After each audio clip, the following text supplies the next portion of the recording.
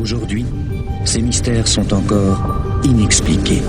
C'est surprenant, c'est mystérieux. Et c'est à ce moment-là qu'un bruit très étrange va être enregistré. Les clés du mystère sur Sud Radio. Notre Sud a été marqué par de nombreuses disparitions de jeunes filles. Je pense aux disparus de la gare de Perpignan, à la petite Marion, à Agen, et malheureusement j'en passe. Dans quelle mesure les médiums peuvent-ils aider la police dans la recherche de ces personnes disparues ? N'est-il pas plus extraordinaire test que celui-ci ? Aujourd'hui, le paranormal se met au service de la police. Bonjour Yves Lignon. Bonjour Emmanuel. Alors au service de la police ou à celui du show télévisé, Yves ? Oh non. Ceux qui se mettent au service du show télévisé, ou plutôt qui cherchent les micros et les caméras, ce sont bien souvent des charlatans, qui aussi font malheureusement pression sur la famille du disparu ou de la disparue et des enquêteurs. Nous allons parler de gens sérieux et revenir sur un médium dont nous avons déjà dit un mot, Gérard Croiset, le Hollandais, qui est mort en 1980, il avait à peu près 80 ans, et qui avait réussi l'expérience de la chaise vide. Ah, vous oui, vous en c'était souvenez ? lui, tout à fait. Bon, mais l'expérience de la chaise vide, c'est une expérience. Et Gérard Croiset, lui, a collaboré avec la police pendant plus de 30 ans, et sous le contrôle d'un professeur de l'université d'Utrecht, qui était le professeur Tenaf. Et donc, à travers le cas de Gérard Croiset, se pose la question de l'application pratique de la parapsychologie. Parce que c'est bien beau, toutes ces expériences que l'on fait depuis des années et dont on dit, mais oui, elles mettent en évidence l'existence des phénomènes. Mais à quoi ça peut servir ? Il y a eu récemment, mais c'est trop frais pour qu'on puisse en parler, des expériences à propos de la bourse. Est-ce qu'un voyant peut prévoir l'évolution du cours des actions de telle société ? Et là, on peut dire que ça intéresse la planète entière. Bien sûr. Bon, il y a eu des expériences à propos d'archéologie. Oui. Est-ce qu'un voyant peut contribuer à guider les recherches d'un archéologue là, qui va un peu au hasard ? Bon, tout ça, c'est de la pratique. Mais alors finalement, les résultats ? C'est plus ou moins intéressant. Et c'est plus ou moins intéressant parce qu'on ne connaît pas les lois du phénomène. Oui. Bon, on connaît les lois de la thermodynamique. À partir des lois de la thermodynamique, même on les connaît depuis longtemps, on peut fabriquer des moteurs à explosion, donc des voitures qui roulent, on sait ce que c'est. Mais la parapsychologie, on ne connaît pas. On ne sait pas quand, pourquoi et comment le voyant voit, entre guillemets. Lui-même ne le sait pas d'ailleurs. Donc l'utilisation est difficile, mais rien n'empêche d'essayer. Et Gérard Croiset, lui, s'est bien spécialisé dans la recherche des personnes disparues, mais pas de toutes les personnes disparues. Il était hollandais, et en Hollande, il y a de nombreux canaux. Il y a des polders. Évidemment. Et donc, il réussissait très bien à propos de noyades. Encore faut-il s'entendre sur ce qu'on appelle réussir. Cela veut dire qu'il apportait des informations qui se révélaient très utiles aux enquêteurs. Des informations quant au lieu ? Oui, sur le lieu de la disparition, sur les circonstances de la disparition. Voilà, c'était très utile aux enquêteurs. Mais est-ce qu'à chaque fois, il disait, vous n'avez qu'à aller là. Et c'est là que vous trouverez malheureusement le corps, la personne a été décédée, a été assassinée, ou vous n'avez qu'à aller dans cette forêt. La personne a fait une crise d'amnésie, elle erre entre les arbres. Non, très très rarement. Dans l'ensemble, il donnait des informations. Et il savait lui-même à quel point c'était limite, si j'ose dire. Il n'a jamais voulu intervenir sur des affaires de hold-up et de vol. Parce qu'il avait peur de mettre dans la cible, mais pas dans le mille. Ainsi, il disait, on me demande à propos d'un hold-up violent. Je vais voir la scène. Oui, je vais voir la scène et je vais voir quelqu'un qui passe rapidement devant la banque. Donc, je vais le décrire. Et puis, peut-être, les caméras de surveillance montreront que cette personne est bien passée rapidement devant la banque. Donc, on va l'arrêter. Mais... est-ce que c'est bien elle qui a fait le hold-up ? Après l'avoir arrêté, confirmant que ma voyance est exacte, on découvrira que ce n'est pas un des bandits qui s'enfuit, c'est un passant qui a peur, qui entend des coups de feu. Et donc, ce passant qui a peur, on l'aurait mis en garde à vue pendant quelques jours. Donc, il refusait toujours, systématiquement, d'intervenir à propos de ce genre d'événement. Il avait peur d'accuser un innocent en faisant véritablement de la voyance. Mais par contre, à propos des disparitions, des noyades, alors là, il était très, très efficace. Et performant. Et je vais vous raconter en détail ce qui est peut-être son plus beau succès. C'est à propos de la disparition d'un gamin en 1959. Oui. Et ça, cette affaire a ceci de particulier qu'il n'est intervenu que par téléphone. Donc il a donné à la police, à un enquêteur de police, des informations par téléphone. Tout a été enregistré. Ce qui veut dire que pendant des mois et des mois, on a pu reprendre et vérifier qu'effectivement, Gérard Croiset avait bien vu. Avant de parler du phénomène Gérard Croiset, Yves Lignon, d'abord, qui était cet homme? Nous sommes en quelle année? Donc, il est né en 1909, il est mort en 1980. Oui. C'était un grand bonhomme, au visage très sympathique, qui avait des cheveux à la Ludwig van Beethoven, vous voyez, de grandes masses de cheveux des deux côtés, les yeux clairs comme un Hollandais, souriant, et qui a été, pendant plus de 30 ans, appointé comme auxiliaire de police. Oui, en tant que médium. En tant que médium. Il a découvert sa médiumnité à quel moment? Il a découvert sa médiumnité à l'âge adulte, où justement, à propos d'une noyade, il a eu de drôles d'impressions, et il avait la sensation qu'il savait des choses sur cette noyade. Alors il les a répétées, à l'époque on l'a pas trop écouté, puis après l'enquête a montré que tout compte fait, ce qu'il avait dit était exact, donc peu à peu sa réputation s'est faite, et il a rencontré le professeur Tenaf, comme je le disais tout à l'heure, de l'université d'Utrecht, et le professeur Tenaf a suivi Croiset jusqu'à son décès. Il est mort octogénaire, Croiset. Mais on ne voyait pas, dans les congrès internationaux, on ne voyait jamais Tenaf tout seul, on ne voyait jamais Gérard Croiset tout seul. D'accord. On les voyait toujours tous les deux ensemble. L'un allait avec l'autre. Et Gérard Croiset a travaillé donc avec la police jusqu'à ses 80 ans. Oui, jusqu'à 80 ans, et toujours avec ce que je disais tout à l'heure, des restrictions. Ne me demandez pas d'intervenir pour une affaire de vol, de cambriolage. Je crains, en voyant juste, de commettre une erreur. Bien sûr. Donc très intègre, très loyal et droit. Absolument. Par ailleurs, Gérard Croiset était quelqu'un qui pouvait intervenir à n'importe quel moment, c'est-à-dire des mois après la disparition, aussi bien que dans les heures immédiates. Pour lui, c'était toujours du frais, quoi. Voilà, et il n'avait jamais besoin de préparatifs. Donc, pas besoin de lui donner des informations, lui dire, etc. Il ne demandait pas une carte. Il pensait au problème et c'était tout. Il y avait des images dans sa tête et il sortait ces images par téléphone, par écrit, c'est tout. Il pouvait aussi travailler à distance. Il a travaillé, si je me souviens bien, sur la disparition, je vous le raconterai tout à l'heure, d'une jeune Écossaise qui s'appelait Pat McAdam. Mais véritablement, ce qu'on a de mieux, c'est cette affaire qui s'étale sur 3 jours, du 25 au 27 avril 1959. C'est une affaire qui finit tragiquement parce qu'on va retrouver un enfant noyé. Mais, je le répète, on a les bandes magnétiques. Il y a eu des critiques en disant quelquefois Gérard Croiset écrivait, donc il pouvait arranger a posteriori ce qu'il avait écrit. Une fois qu'on avait trouvé, mais il pouvait dire, voyez, je le refais un peu, etc. On l'a accusé de trucage. Il y a toujours quelqu'un pour accuser les médiums les plus honnêtes de trucage. Par contre, les médiums charlatans, alors on les laisse faire. En revanche, là, on avait donc des bandes magnétiques qui prouvaient bien l'authenticité des dires. Voilà, exactement. Donc tout commence le samedi 25 avril 1959 à 17h30. Il y a un monsieur qui s'appelle Bergsma, c'est un nom hollandais, qui vit dans la ville de Macum et qui appelle Gérard Croiset, qui lui se trouve dans une autre ville, à Enschede. Vous voyez qu'on a vraiment tous les détails. Monsieur Croiset, bonjour. Oui, monsieur Bergsma, je me présente. À mes côtés, j'ai un officier de police, l'officier De Vries. Et nous nous adressons à vous parce qu'il est 17h30 et depuis 13h, mon fils, Memo, a disparu. Ça fait donc 4 heures. Ça fait 4h30. Et ça se passe par téléphone. Réaction immédiate de Croiset. C'est ça qui est extraordinaire. Oui, je vois quelque chose. Paranormal, phénomènes étranges, histoires fantastiques, les clés du mystère.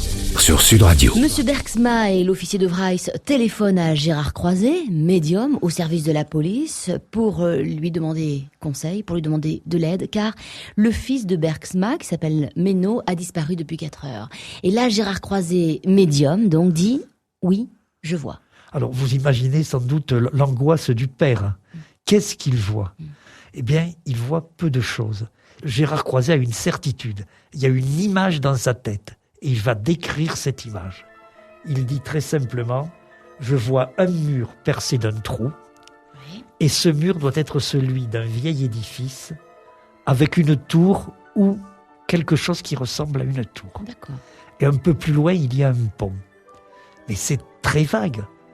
Peut-être bien que quelque part dans la ville de Macoum, là où vit la famille Bergsma, il y a un bâtiment comme ça. Mais il doit y en avoir beaucoup. Où on a un mur percé d'un trou, où il y a une proéminence qui ressemble à une tour, à un clocher. Ça peut même être une église. Bien sûr. Quand a parlé de la proximité d'un pont en Hollande, avec tous les canaux. Et donc, Monsieur Bergsma, avec son angoisse, avec son émotion, je ne dirais pas qu'il est dépité, mais toutefois, il attendait autre chose, même si ce qu'a dit Croiset doit être exact. Il attendait autre chose. Et donc, il pose une autre question. Il dit, écoutez, est-ce que vous pensez que mon fils s'est noyé ? Alors là, c'est clair. Alors, à ce moment, Gérard Croiset, en s'expliquant avec le professeur Tenef, dira, j'avais cette image dans la tête, là, ce trou dans le mur, quelque chose comme la tour, le pont. Tout est devenu noir. Comme si l'écran devenait noir. Et sans que je sache pourquoi, quelque chose m'a poussé à dire « Oui, monsieur, je le crains ». Mais il n'avait aucune certitude. Mais simplement, il avait cette force en lui. Et cela, voyez-vous, Emmanuel, je l'ai remarqué souvent chez d'autres voyants, comme chez Madame de Châtelet. Quand la voyance marche, fonctionne, le voyant est pris par une espèce de force. Il faut que ça sorte. Il faut qu'il le dise. Il y a en lui un ouragan intérieur qui doit déboucher sur des paroles et sur quelque chose à dire. C'est plus qu'une certitude. C'est une conscience profonde d'avoir la vérité. Et donc, Gérard Croiset dit ça. Bon, bien évidemment, de suite, l'officier de police s'interpose, reprend le téléphone, parce que vous doutez que le père est choqué. Monsieur Croiset, avez-vous autre chose à ajouter ? Non. Le mur, le trou, la tour et la certitude que l'enfant est noyé. Très bien. Nous allons chercher. Et on raccroche. La police commence les recherches. Oui. C'est difficile, même dans une petite ville. Si Croiset avait dit « je vois précisément un clocher », il aurait pu guider les recherches. Évidemment, le décrire. Mais il a dit « je vois quelque chose qui ressemble à un clocher ». Ça peut être n'importe quoi. Ça peut être un pigeonnier. Ça peut être une cheminée un peu costaud. Oui. Donc, c'est la fin de l'après-midi. Nous sommes le 25 avril. La police commence les recherches tout de suite. Quand le soir tombe, on n'a rien trouvé. Oui. Et le lendemain matin, le 26 avril, on poursuit toujours les recherches et on ne trouve toujours rien. À 13h, 24 heures exactement après la disparition du petit garçon, oui. Le policier de Vries n'y tient plus. Il reprend le téléphone. « Allô, monsieur Croiset, est-ce que vous avez autre chose à me dire ?» À la recherche d'un petit garçon disparu. Il s'appelle Mano, il a 11 ans, nous sommes en 1959. Et le médium Gérard Croiset voit un mur avec un trou. Il voit également, il perçoit à peu près un vieil édifice avec une tour. Il voit également un pont. Et puis, il lui vient la certitude que le petit garçon s'est noyé. Bon, nous sommes en Hollande, il est vrai qu'il y a beaucoup de canaux. 24 heures après la disparition, le papa et l'officier retéléphonent à Gérard Croiset. Parce que les indications qui ont été données ne sont pas suffisantes. Toute la fin d'après-midi, toute la matinée suivante, la police a cherché. Mur, trou, espèce de clocher, pont, ça ne suffit pas. Alors peut-être que Gérard Croiset est stimulé. Ça se produit aussi souvent chez les grands voyants. Et là, il va être plus précis. Il recommence, et peut-être que quand il va s'y reprendre, ou à l'autre bout du téléphone, on va avoir des visages qui s'allongent. Parce qu'il redit de nouveau, je vois un vieux mur avec un trou. Oui. Il l'a déjà dit la veille, ça n'a servi à rien. Mais il ajoute, je vois de l'eau tout autour. Et là, le bâtiment, il ne dit plus une espèce de tour, il dit une petite tour. Ok. Une échauguette. Je vois, au fur et à mesure que Croiset parle, ils deviennent de plus en plus précis. Je vois un escalier avec 3 marches. Une pause. Une des marches a été réparée. Et véritablement, on avance. Il y a sur le quai une petite remorque. Et là, le flash extraordinaire, si ça se révèle exact. Oui. Croiset précise, cette remorque fait face au sud-ouest et l'arrière est donc tourné vers le nord. Alors, il ne doit pas y avoir 50 000 remorques si cette remorque existe. Et il dit, je sens que le petit garçon est passé près de cette remorque. À un moment donné, il est passé près de cette remorque. Et puis, il continue sa description. Il parle d'une route à gauche. Il dit alors, quand le petit Ménaud est passé près de la remorque, ensuite il a tourné à gauche. Et il y avait un hangar, une bande de gazon. Ça devient très ultra clair. détaillé. Oui. Il y a un yacht et des barils qui servent à entreposer des anguilles. Oh. Alors là, quand même, ça se précise, Voilà. sérieusement. Inutile de vous dire que le 27 avril au matin, 2 jours, enfin une journée et demie après la disparition, la police de Macum a bien retrouvé l'endroit.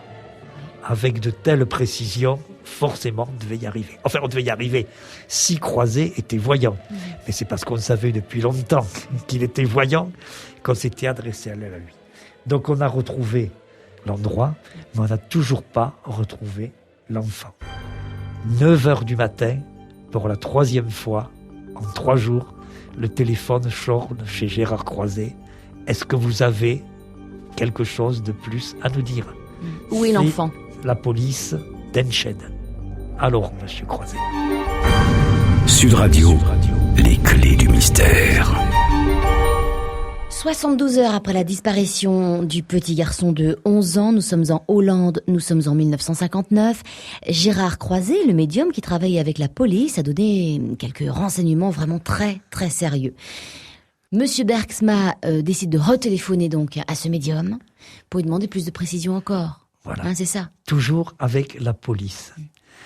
Et les indications données le 26 avril par Gérard Croiset ont permis de retrouver le lieu, mais pas de retrouver l'enfant. Mais puisqu'on est près de l'eau, maintenant, bien sûr, on est persuadé qu'il est noyé. Le père s'est fait à l'idée. Mais quand même, où est le corps de son fils? Donc, 27 avril, 9h du matin, nouveau coup de téléphone à Croiset. Est-ce que vous pouvez nous en dire plus? Après tout, hier, vous en avez dit davantage qu'avant-hier. Alors, monsieur Croiset? Ben, là, au début, Croiset dit non, peut-être quelques détails, oui. Il doit y avoir aussi des maisons qui sont sur un pont ou un peu en travers de l'eau. Il doit y avoir une maison avec une porte bleue. Oui, répond l'officier de police. D'ailleurs, nous avons photographié tout ça. Et alors là, le flash de voyance dans toute sa splendeur. Ouais. Croiset, il dit, vous avez des photos, prenez une règle et un crayon. Vous tirez une ligne qui part de l'escalier dont je vous ai parlé, avec une marche abîmée, jusqu'à la porte bleue. Bon.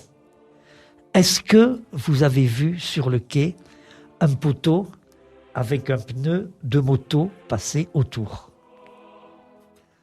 Oui, dit l'officier de police, mais, monsieur Croiset, il n'y avait pas de pneu. autour du poteau. Oui. Laissez-moi continuer. Tirez une seconde ligne qui part du poteau et qui va jusqu'à l'escalier. Est-ce que vos deux lignes se coupent un peu sous le quai? Oui, monsieur Croiset. L'enfant est là. Waouh. Et donc, immédiatement, évidemment, on raccroche le téléphone, on se précipite, on retourne au bord de l'eau, on reprend le dragage. Et on ne trouve rien. Et le temps passe. Et la nuit va tomber. Et on est là, près du poteau, la police qui s'agite. On a avec des cordes, avec des crochets, on cherche à attraper un corps. Il y a des enfants aussi qui regardent toute cette agitation et qui s'amusent. Et ne voilà-t-il pas qu'arrive un groupe d'enfants qui s'amusent avec un vieux pneu de moto et qui, en s'approchant du poteau, passe le pneu de moto autour du poteau. Comme Croiset l'avait dit. Ouais.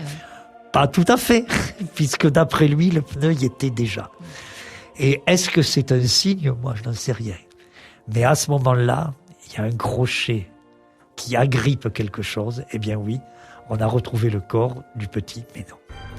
Ben voilà, c'est peut-être le plus grand exploit de Gérard Croiset. Oui, alors là, c'est une preuve tangible Oui, que Gérard Croiset pas, est un grand médium. Sur les recherches de personnes disparues, on n'a pas un document brut aussi solide, aussi intéressant que celui-là.